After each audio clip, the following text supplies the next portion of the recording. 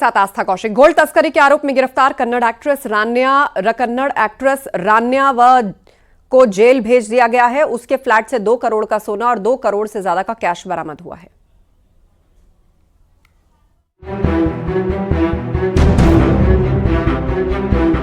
Kannada film industry की जानी मानी अभिनेत्री रान्या राव सोने की तस्करी के आरोप में जेल पहुंच चुकी है।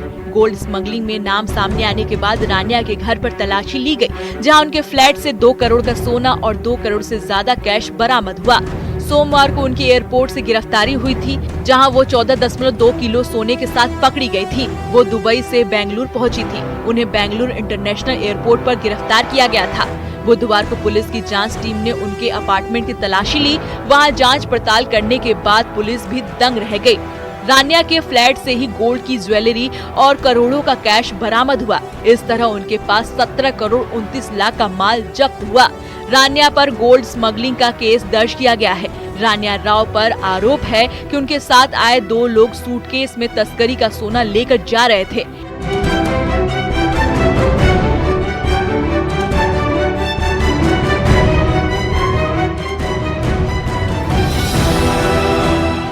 वे कैंपेगौड़ा हवाई अड्डे पर सुरक्षा जांच से गुजर रहे थे।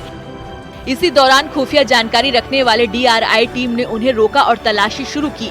इसके बाद रान्या से पूछताछ हुई और तस्करी के बाद खुल गई। DRI की टीम उन्हें पूछताछ के लिए बेंगलुरु के हेडक्वार्टर में पहुंची। उन पर गोल्ड स्मगलिंग का केस दर्ज किया गया। रान्या कर्नाटक पुलिस हाउसिंग कॉर्पोरेशन के DGP रामचंद्र राव की सौतेली बेटी है। रामचंद्र राव का कहना है कि उनका रान्या से कोई वास्ता नहीं है और न ही वे उनके साथ रहती हैं। गिरफ्तारी के बाद रान्या राव को कोर्ट में पेश किया गया, जहां उन्हें 14 दिन की न्यायिक हिरासत में भेज दिया गया। रान्या पर आरोप है कि उनकी बॉडी पर टेप चिपकाकर सोना छिपाया गया था। सूत्रों के मुताबिक रान्या तस्करी के लिए 1 साल में 30 बार दुबई गई थी। 1 किलो सोने की तस्करी के बाद उन्हें 1 लाख रुपए मिलते थे। एक बार दुबई का दौरा करने पर वह करीब 13 लाख रुपए कमा लेती थी।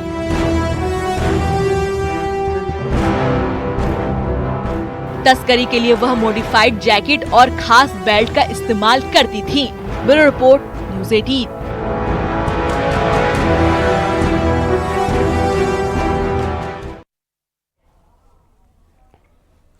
क्रिकेटर मोहम्मद शमी के रोजा न रखने को लेकर उनकी आलोचना हो रही है। वहीं मुस्लिम समाज के लोग सोशल मीडिया पर ट्रोल भी कर रहे हैं। बरेली के मौलाना शहाबुद्दीन ने भी मोहम्मद शमी को नसीहतें दे डाली और कहा मोहम्मद शमी ने रोजा न रखकर बड़ा गुनाह किया। शरीयत की नजर में मोहम्मद शमी मुजरिम है।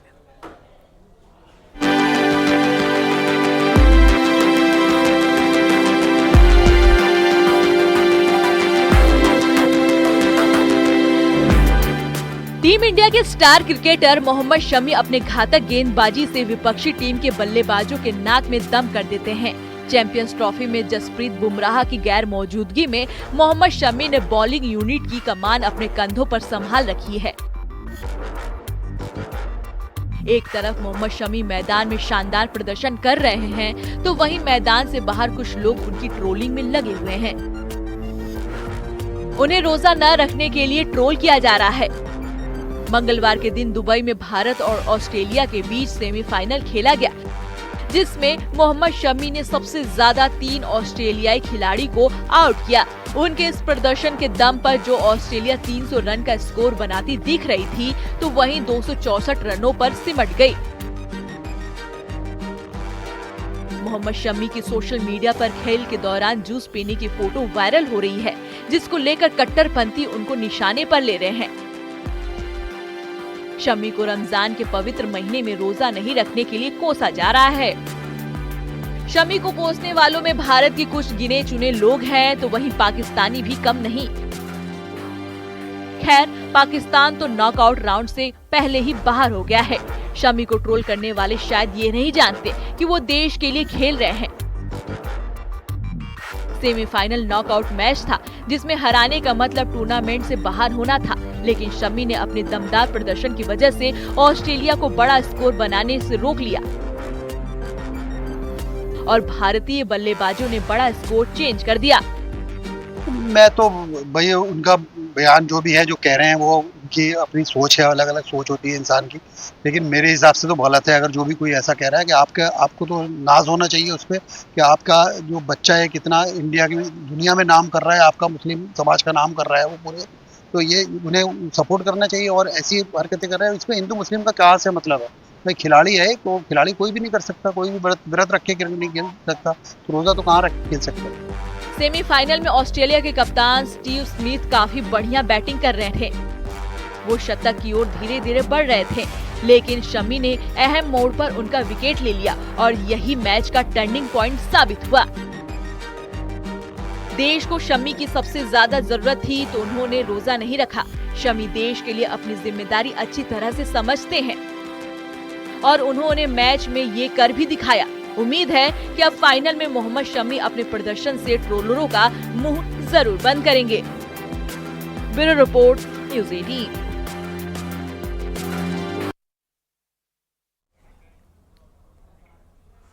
क्रिकेटर शमी के रोजा को लेकर बवाल मचा है। मौलाना साजिद रशीदी ने मौलाना शहाबुद्दीन के बयान का कड़ा विरोध किया और कहा कि मोहम्मद शमी एक सेलिब्रिटी हैं, उनका नाम लेकर बयान देना इस्लाम के खिलाफ है। वहीं मौलाना याकूब अब्बास ने कहा कि यह सब पब्लिसिटी स्टंट के लिए किया जा रहा है। शहाबुद्दीन रिजवी का एक बयान सामने आया है जिसमें उन्होंने क्रिकेटर मोहम्मद शमी के लिए ये कहा कि उन्होंने रोजा नहीं रखा तो उन्होंने गलत काम किया। क्रिकेटर शमी एक सेलिब्रिटी है, उनका नाम लेकर जानबूझकर इस तरह के बयान देना मैं समझता हूं ये भी इस्लाम के खिलाफ है। आपको किसने अधिकार दिया है किसी को बेनमाजी कहने का, बेरोजेदार कहने का, ये कहने का कि ये आदमी ज़कात अदा नहीं करता, ये आदमी हज नहीं करता? किसने अधिकार दिया है आपको? चीप पब्लिसिटी के लिए किया गया है और रोज़ा हर इंसान के ऊपर वाजिब है और हर शख्स रोज़ा रखता है। हर शख्स जो बालिग है उसके ऊपर रोज़ा वाजिब है और इस्लाम मज़हब में जबर नहीं है।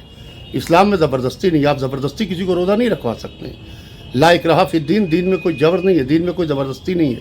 जहाँ ज़बरदस्ती है वहाँ मज़हब नहीं है, जहाँ मज़हब है वहाँ ज़बरदस्ती नहीं है। अब अगर से कोई शख्स मुल्क के लिए खेल रहा है तो आप ये कैसे कह सकते हैं कि वो रोज़े से है कि रोज़े से नहीं है?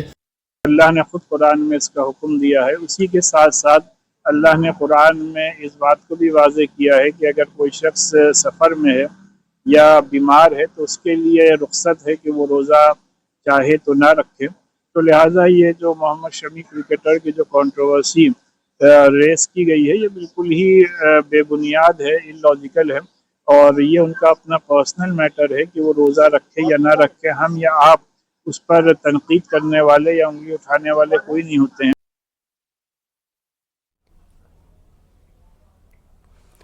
डायबिटीज एक बहुत आम बीमारी बन चुकी है। हर उम्र के लोग इससे जूझते हुए नजर आ सकते हैं, लेकिन चिंता वाली बात यह कि 15 साल से कम उम्र के एक बच्चे भी अब इसकी चपेट में आते दिख रहे हैं। आखिर इसके पीछे की वजह क्या है, आपको एक्सपर्ट्स ने क्या बताया वो दिखाते हैं।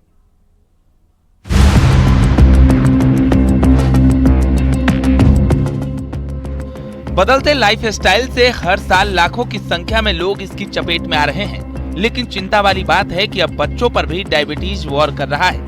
15 साल से कम उम्र के बच्चे भी इस बीमारी के शिकंजे में आ रहे हैं, जो हर माता पिता के लिए बेहद ही परेशान करने वाला है। डायबिटीज एक ऐसी बीमारी है जिसको अभी तक ये सोचा जाता था कि वो उन लोगों को होती है जो 40 उम्र से ज़्यादा के होते हैं, लेकिन अब टाइप 2 जो डायबिटीज़ है वो 15 साल के बच्चों में भी हो रही है और ये कई अध्ययनों में साफ हो गया है। कुछ अध्ययन ये भी बताते हैं कि बच्चों के लिए लॉन्ग टर्म इफेक्ट्स भी दिखने को मिल रहे हैं। टाइप 2 डायबिटीज कम उम्र में आ जाती है, ऐसे बच्चों को आगे चल के विभिन्न अंगों में समस्या आने की संभावना ज्यादा होती है।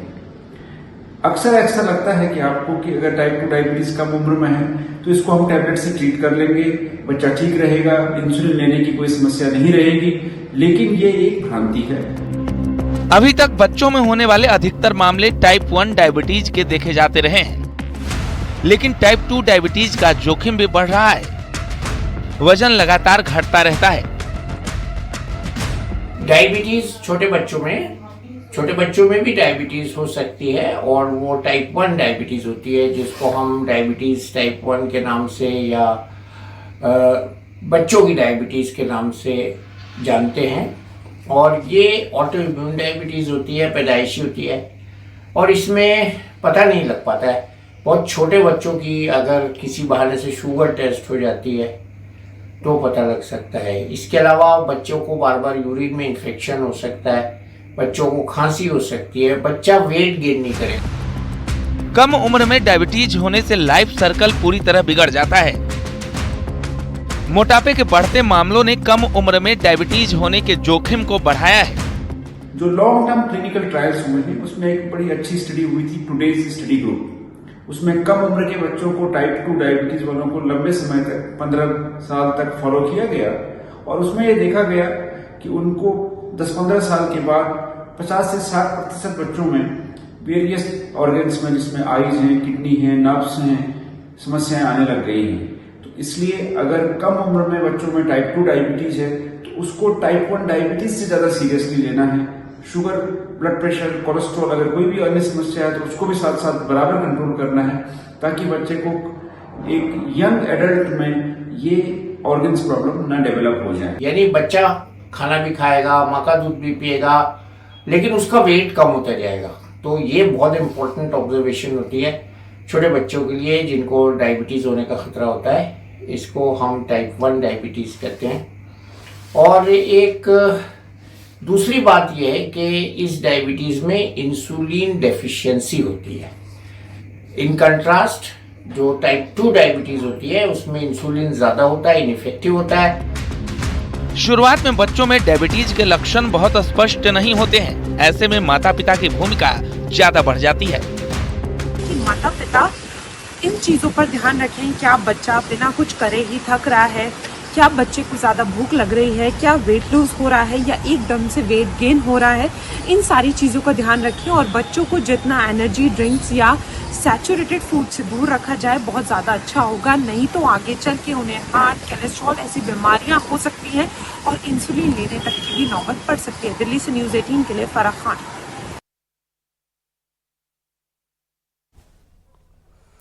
होली का त्योहार बस आने ही वाला है। बाजारों में होली की रंगत भी दिखने लगी है। वहीं मिलावटखोर त्योहार खराब भी कर सकते हैं, इसीलिए आपको मिलावटखोरी से सावधान रहने की जरूरत है। अलर्ट करने वाली है रिपोर्ट देखिए।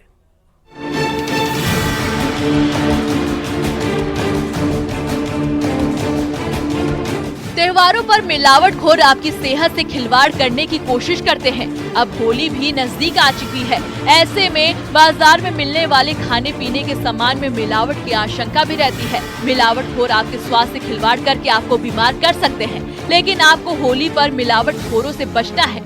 मेरठ में खाद्य विभाग की तरफ से लोगों में जागरूकता लाने की कोशिश की जा रही है। सर, क्या कहेंगे, होली का त्यौहार आ गया, क्या क्या प्रिकॉशंस आप लोग ले रहे हैं? छापेमारी कार्रवाई चल रही है, टीमें बना दी गई? जी हाँ, जनपद मेरठ में विभाग द्वारा 5 टीमें बनाई गई हैं। 3 टीमें तहसील में और 2 टीमें नगर निगम क्षेत्र में लगातार कार्य कर रही हैं और ये छापेमारी का अभियान शुरू हो गया है। और अभी तक हमने 10 नमूने पनीर के संग्रहित कराकर लैब को प्रेषित किया गया है। इसके अलावा जैसे विशेषतः मावा की जो नमकीन संबंधित चीज़ें हैं, जो कचरी है, रंगीन कचरी है, या इस समय ड्राई फ्रूट्स ज़्यादा यूज होते हैं, सूजी है, मैदा है, इन सब पर विशेष कार्रवाई की जा रही है। आप घर बैठे खाद्य पदार्थों की जांच कर सकते हैं। त्योहारों पर घर घर में मावे की डिमांड रहती है, इसलिए मावे में मिलावट की जाती है। आयोडीन टिंचर नाम के केमिकल्स की कुछ बूंदे मावे पर डालें। अगर मावा काला या बैंगनी हो जाए तो उसमें स्टार्च की मिलावट है। लाल मिर्च में मिलावटखोर ईंट का पाउडर या चूरा मिलाते हैं, इससे पेट की समस्या होती है। लाल मिर्च को पानी में डालकर हिलाएं। अगर इसमें ईंट पाउडर की मिलावट होगी तो नीचे बैठ जाएगी।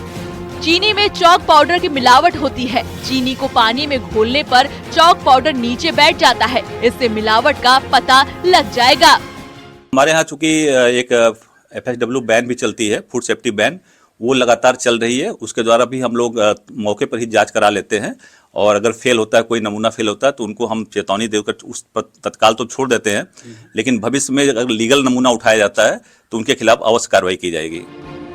होली पर केमिकल रंग आपकी स्किन को खराब कर सकते हैं।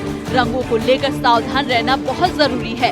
होली के बाद हम अपने चेहरे से रंग छुड़ाने की कोशिश करते हैं। जबरदस्ती रंग हटाने से स्किन पर रैशेज पड़ सकते हैं। अपनी त्वचा का विशेष ख्याल रखना चाहिए।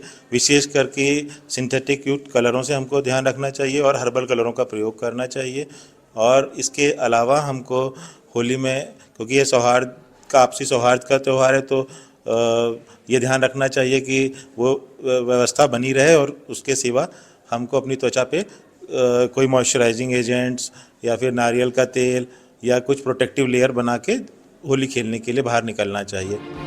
सफेदा या लेड युक्त कलर भी बेहद हानिकारक होते हैं, जो स्किन को नुकसान पहुंचाते हैं। कभी कभी तो सफेदा लोगों के मुंह में चला जाता है, जो गले और पेट में भी इन्फेक्शन कर सकता है। केमिकल युक्त कलरों का तो दुष्प्रभाव अपने आप में अलग ही है। अलग अलग, जैसे कि केमिकल्स के अंदर लेड, निकेल, आर्सेनिक, अलग अलग तत्व मिलाए जाते हैं, उसी हिसाब से इसका क्या कहते हैं दुष्प्रभाव भी होता है। यह विशेषकर दानों के रूप में, चकत्तों के रूप में, खुजली के रूप में ये त्वचा पे दिखाई देता है, और उसी के हिसाब से क्या कहते हैं इसका हम लोगों को ट्रीटमेंट या फिर उसका इलाज करना होता है। होली पर हर्बल कलर के इस्तेमाल की सलाह दी जाती है। होली मनाते समय आंखों और बालों का बेहद ख्याल रखना जरूरी है। मेरठ से न्यूज़ 18 के लिए उमेश श्रीवास्तव की रिपोर्ट।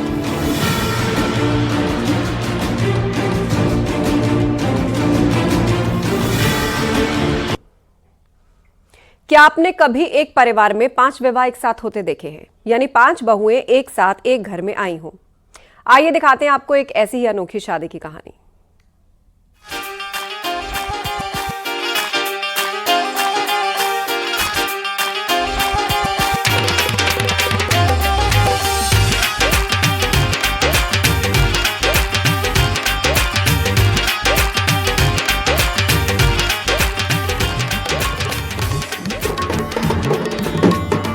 देखने में आम शादी समारोह की तरह लग रहा ये एक अनोखा वैवाहिक समारोह है।